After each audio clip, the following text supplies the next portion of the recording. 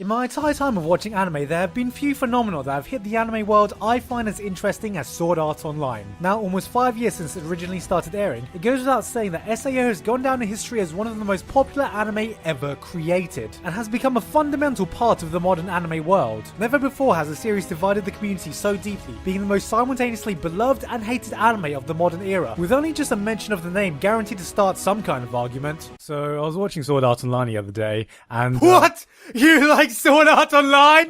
No, I was Did just... someone say they like Sword Art Online? Yeah, this faggot! Hey, Sword Art Online isn't that bad, you know? It's bad and you should feel bad! Asuna's my waifu!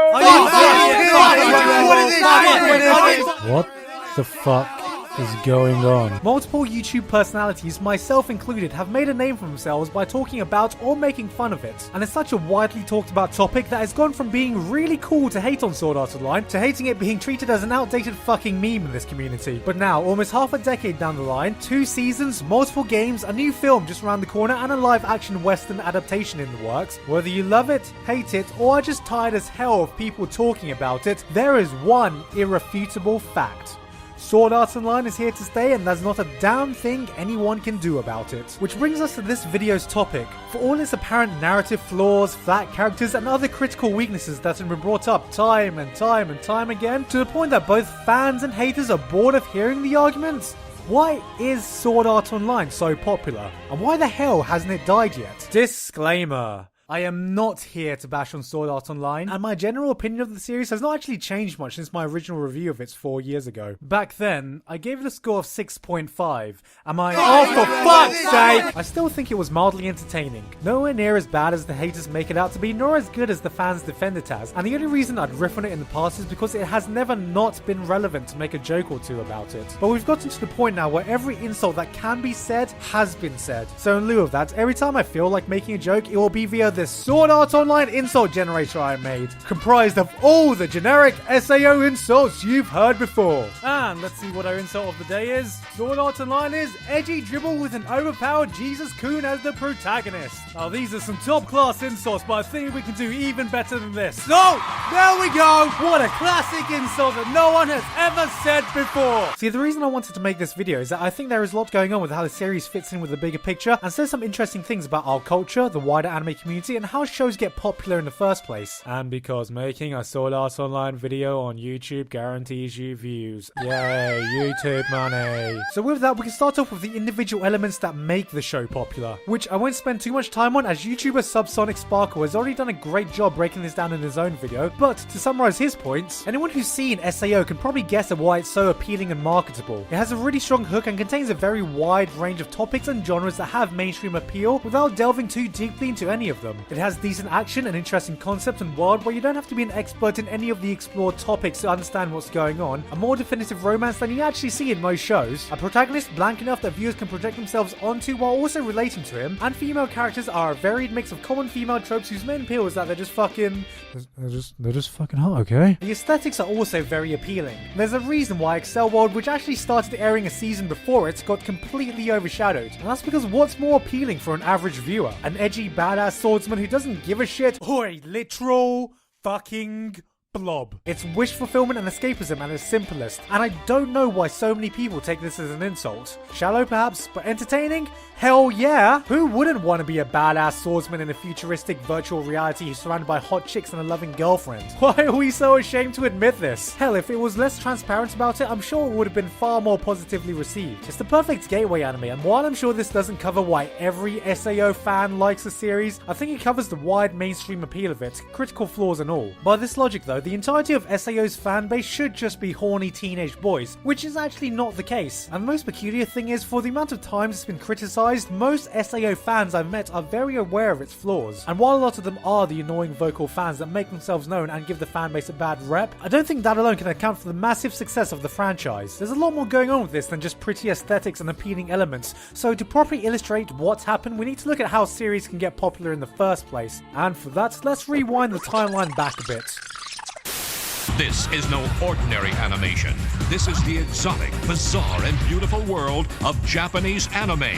And this is your invitation to enter with the modern classic Akira. When we look back at the history of popular anime here in the West, there have been certain series that have defined a generation and are indicative of the culture at the time. Akira, for example, was a cult underground hit in the VHS era that promoted anime as the edgy adult alternative to any other animation that was available at the time. When the late 90s hit, the famous Toonami block single-handedly kick-started a whole generation of anime fans, introducing kids to the likes of Dragon Ball Z, Sailor Moon, Gundam Wing, showing them a new kind of cartoon unlike anything that was available from Western animation. And of course, this leads us to the most recent shows that took over the community before SAO did.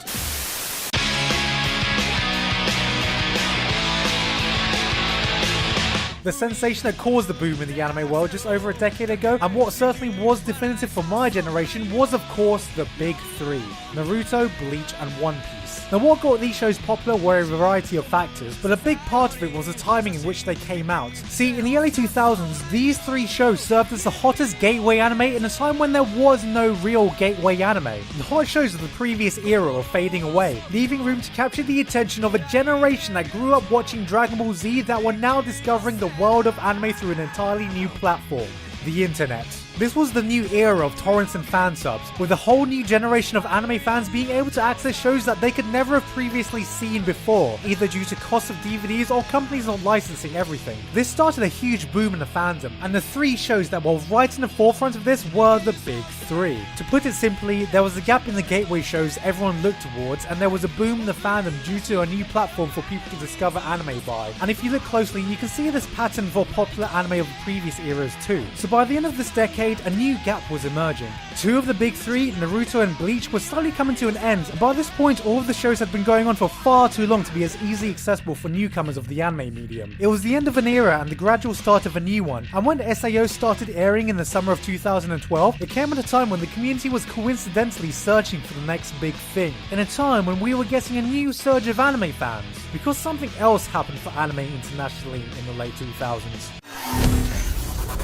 Hey guys, Victoria here, and I'm at Big Surprise, the Crunchyroll booth. Crunchyroll, a site that had previously hosted the streaming service for illegal fan subs of anime and dramas, completely turned around in order to pioneer the legal streaming of anime currently airing in Japan. Shows would be simulcast and premiered almost immediately after they had aired in Japan, which was unheard of at the time, and for the first time fan subs could not compete. This set a new trend for anime streaming services, catapulting the accessibility of anime to a whole new high. Never before was it so easy to watch anime, and never before was there so much choice of anime that we didn't have to wait for. Simulcasting and streaming completely changed the way the majority of the community consumed anime, and gave us an immediate abundance of choice that was always concurrent to what the Japanese people got.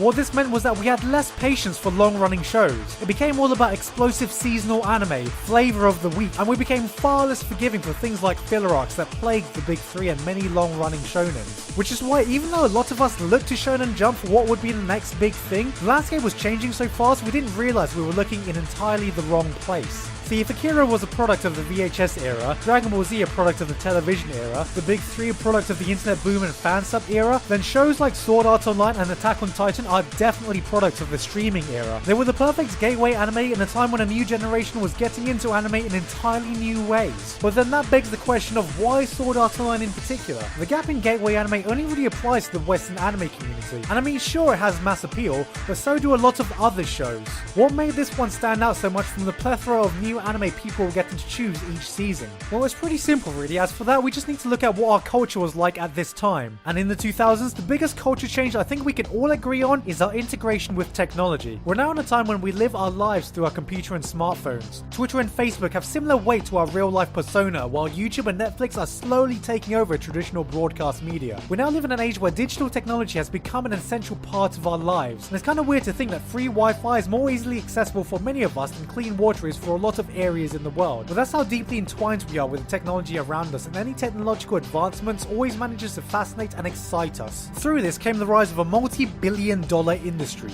gaming. Throughout the 2000s, gaming went from this rising industry that all the nerds were obsessed with to one of the juggernauts of the entertainment industry. We now live in a time when talking about the newest, hottest games has become an ordinary habit, comparable to discussing blockbuster movies or the latest football scores, and has become a staple of mainstream culture. So obviously, an anime about gaming gaming was very clearly going to have mass appeal. So with this in mind, how many of you can name an anime specifically targeted towards gamers about games that came before Sword Art Online? You'd probably think the Dot Hack franchise, aka Camping Simulator 2002, and Excel World, which as I already explained got largely overshadowed by SAO itself. But apart from that, there isn't much else, is there? Because there are so many gaming anime out now, a lot of us seem to have forgotten what it was like when SAO was first announced and the PVs were released. The series seemed like a genuinely fucking cool and fresh concept. An anime exploring the video game world that looked awesome and had a really interesting hook, as there had never really been a big high-profile anime specifically about gaming before this. You may have had single episodes exploring gaming or gaming tie-ins, but dedicated anime about gaming for modern gamers?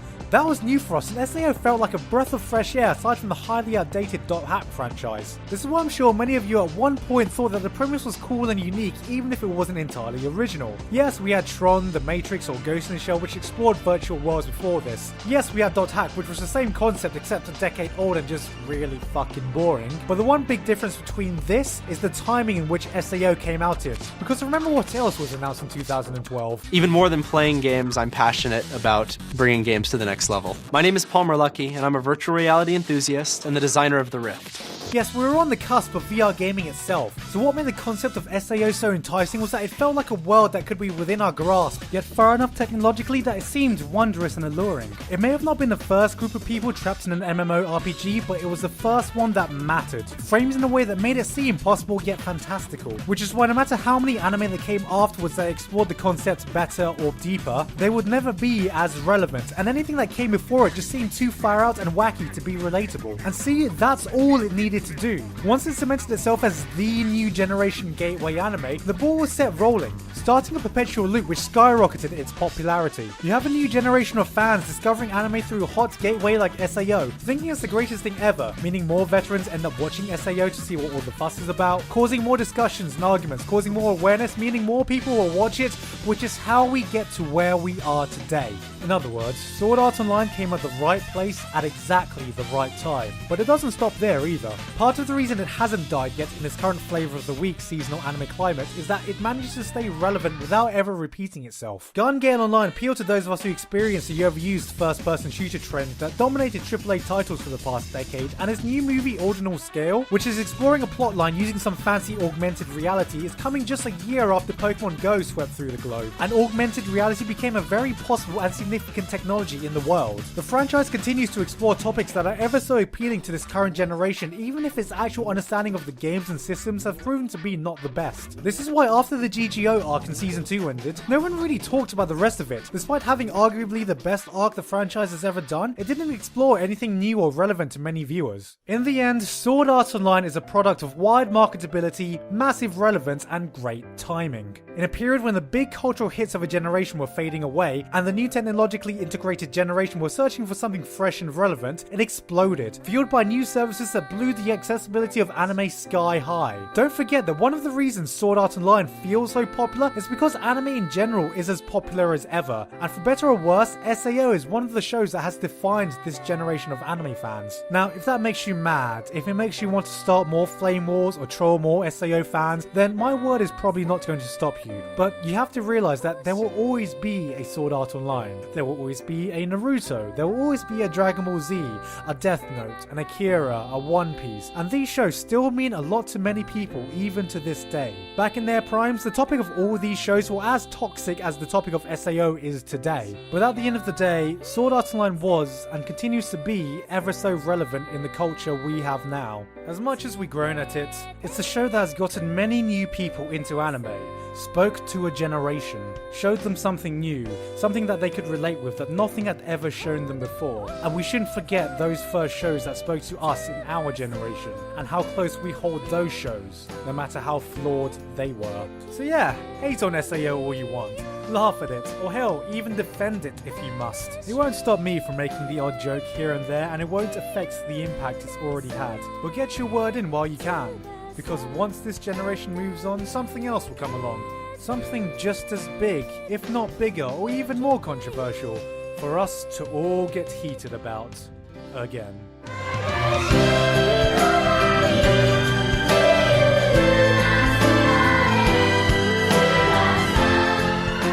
Hey guys, I hope you enjoyed this video. Thank you very much this month to Andy Sugiyama, Thrones Melt, 4chan No Life, Pekasari, and everyone else on Patreon for helping to support my channel and making these videos possible. If you want to check out some of the other Sword Art Online videos I've made, then just click on the links on the side. And if you want to keep up to date with my latest doings, then be sure to follow me on Twitter. Anyway, that's it for me this time though. I've been Giguk, and I'll see you all next time.